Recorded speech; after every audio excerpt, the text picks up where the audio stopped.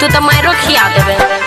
मिले लाया गेल हमारा रे घर तोरा रे कहियो भेलौ नहीं डर।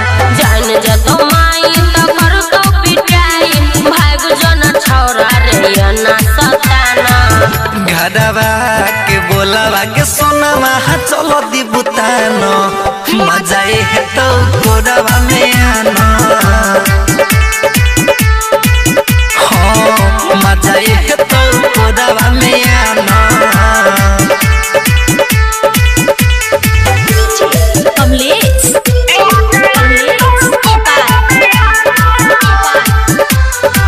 रियांस रिकॉर्डिंग स्टूडियो जनकपुर धाम नेपाल।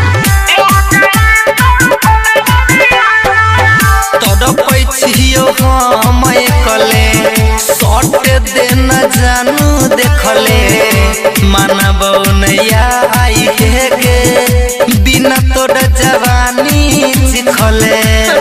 मार खा के जेबे बुझाई छो डर लागयो हमर कोनी बात मान रे।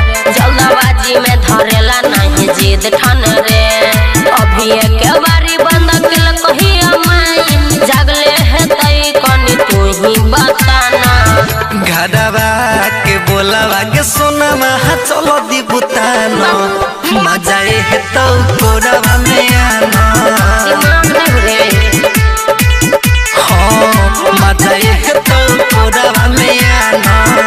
अल्लाह कर लगो भी जो नहीं था कमलेश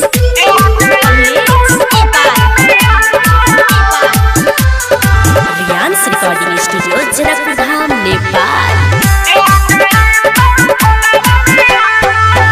दिलवा कर धुकुर धुकुर टकला में टुकुर टुकुर आज भर पाजा में गे नहीं करे ना कुर नुकुर।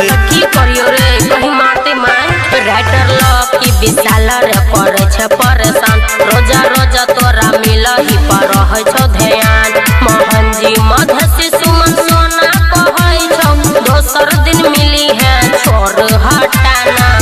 घरवा के बोलावा के सोनावा चलो दी बुतानो मजा है तो कोरवा में आना। बड़ी बेकार छे रे।